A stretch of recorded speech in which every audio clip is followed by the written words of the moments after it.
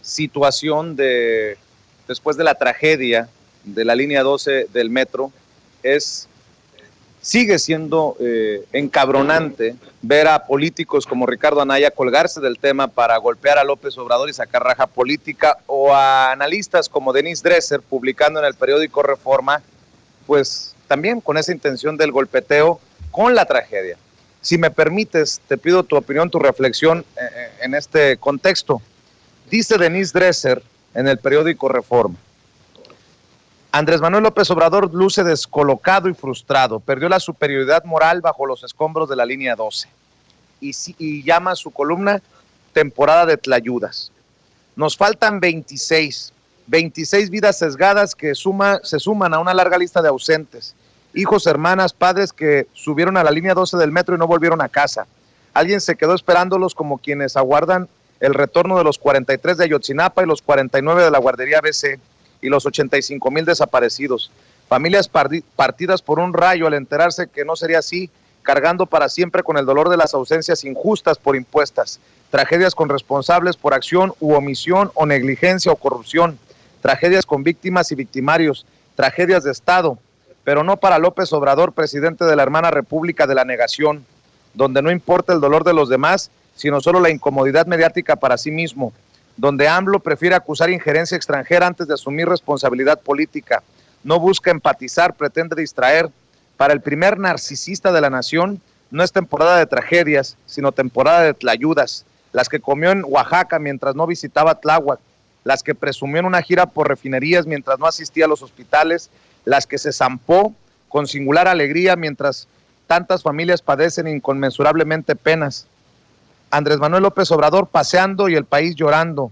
Andrés Manuel López Obrador de gira y México de luto, muy cerca de su ego personal y muy lejos de la desazón social. Y bueno, ya no sigo leyendo porque ya te imaginarás pues la sarta de cosas que hemos exhibido una y otra vez de Denise Dresser. ¿Me das tu opinión? Sí, querido Vicente, mira, lo primero es señalar que el presidente de la República nunca ha demostrado que él utilice las tragedias como un argumento político para posicionarse de ninguna forma.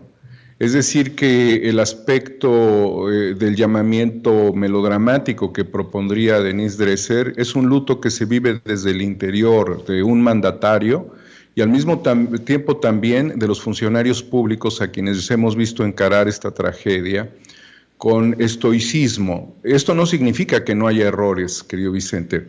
Esto quiere decir que no hay escándalo sobre la situación. Quienes tratan de hacer escándalos pues son los medios golpistas alineados al INE, alineados a Estados Unidos, alineados a Inglaterra, ¿sí? Es esa la lógica. Yo particularmente, Vicente, sobre el intento de menguar una posición política, histórica en México, creo que es muy importante que hagamos una reflexión mucho más profunda, menos banal y autocrítica, porque es necesario.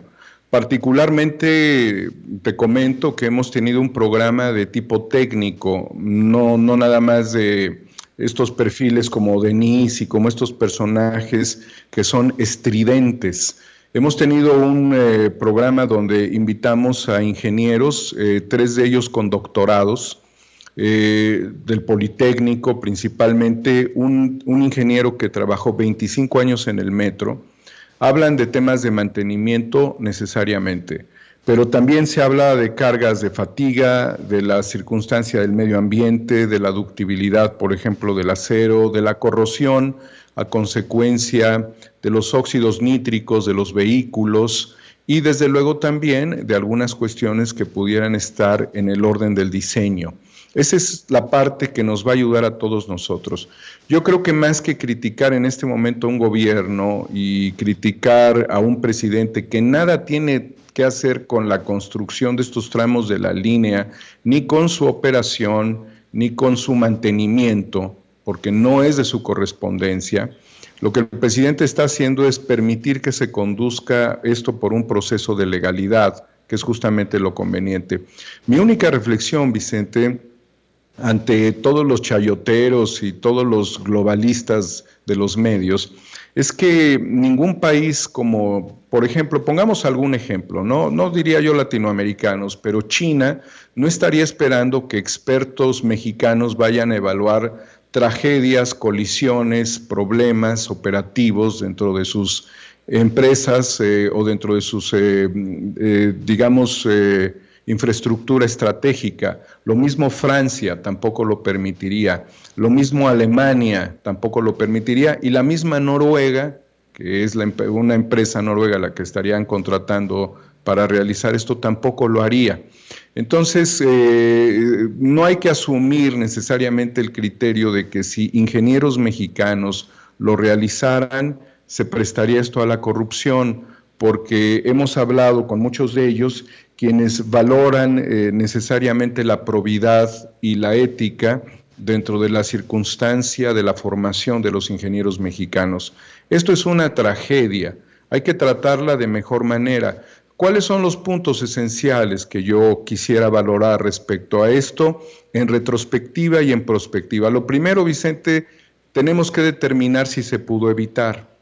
Lo segundo es determinar si se pueden evitar otras tragedias como la ocurrida.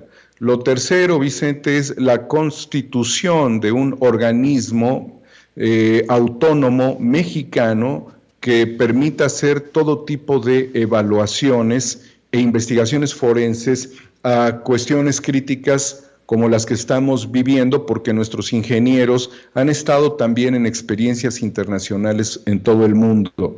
Y desde luego también, Vicente, que las víctimas, que ese es el tema que realmente nos preocupa y nos ocupa en este momento, tengan mucho mayor beneficio sus familiares respecto a las indemnizaciones, en lugar de que esto se vaya a las empresas calificadoras, analistas, forenses, investigadoras extranjeras, porque si no estamos hablando también de un absurdo.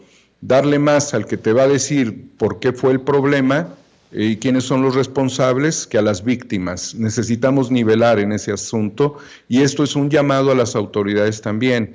Quiero destacar que uno de los ingenieros con los cuales tuvimos la oportunidad de platicar, señalaba de la importancia de que no se movieran los trenes para no afectar las condiciones propias del incidente o accidente, y que fuese una manera de evaluar mejor el daño sin tener que manipular una escena que puede incluso ser una escena de crimen, dependiendo de las circunstancias. Finalmente, Vicente, sobre este tema tan doloroso, es muy importante que las empresas constructoras, y en este caso muy específico Carso, junto con CAF, que es la empresa dedicada a la fabricación de los ferrocarriles, porque esto prácticamente tiene características de ferrocarril, estos trenes del metro, puedan hacer un trabajo de inversión. Estas empresas necesitan invertir aún más esfuerzos técnicos, humanos y económicos para contribuir a subsanar cualquier problema presente y futuro. El desarrollo de esta línea, como bien sabemos, era subterráneo y no se hizo así. Y también este es un llamado a todos los candidatos políticos de este país, Vicente. Nosotros queremos poner las cosas en otra lógica. El llamado es para decirles a todos los candidatos que, aunque tengan ideas faraónicas, monumentales, trascendentes, cuiden mucho los tiempos de sus proyectos. No hagan inauguraciones que no pueden soportar los ingenieros. No transfieran problemas a los próximos gobiernos y no excedan los gastos con los cuales se pueden realizar sus proyectos. Ese es el llamamiento a todos los que sean candidatos a puestos de elección, a cargos de elección, tanto en la administración pública como en la representación. Lo hemos hecho en el caso de Naucalpan con la candidata Goldsmith, Gabriela Goldsmith, a quien le señalaban en una participación que tuvimos sobre un proyecto urbanístico que puede ser necesario en la zona de Naucalpan. Y nosotros le decíamos, sabemos que no es de tu responsabilidad, Gaby, que es responsabilidad de la candidata que busca la reelección en el municipio. Eso lo sabemos muy bien, pero lo que queremos es que cuando menos en este enlace que estamos teniendo contigo y como vínculo con la ciudadanía, pongan todos los proyectos codiciables, ambiciosos, del lado de la gente, para que sea la gente misma quien lo valore. Porque en este caso particular, Vicente, los cambios estratégicos dentro de un proyecto, cuando no hay un consejo consultivo ciudadano, cuando no se habla del lado del pueblo, se realizan por parte de los gobiernos y de las empresas regularmente sin que lo sepamos. Entonces llegó el momento de hablarle a la gente porque la gente ya maduró, porque la gente quiere saber, porque la gente tiene que apostar a sus gobiernos, no solamente en procesos electorales, sino como lo hace el presidente López Obrador, en una democracia permanente, participativa, electiva, deliberativa. Y además directa, porque debemos de recordar que el presidente ha cancelado proyectos cuando la gente le ha dicho, aquí no queremos una minera, pácatelas en Baja California Sur, no va a haber. Aquí no queremos una cervecería que se lleve el agua, pácatelas, se suspende porque es la gente la que está apoyando esto. Entonces, independientemente de la presión que puedan tener muchos candidatos por parte de empresas constructoras, de desarrolladores, de proyectistas, de grupos económicos que también tienen interés y es parte de una realidad, pues, o sea, sí. No estamos hablando de un templo místico, sino de una cuestión de operar recursos públicos. No se endeuden de más, pongan los proyectos del lado de la gente, no prometan lo que no pueden cumplir y no inauguren cosas que no van a funcionar. Oye, y ya que estamos hablando de esto,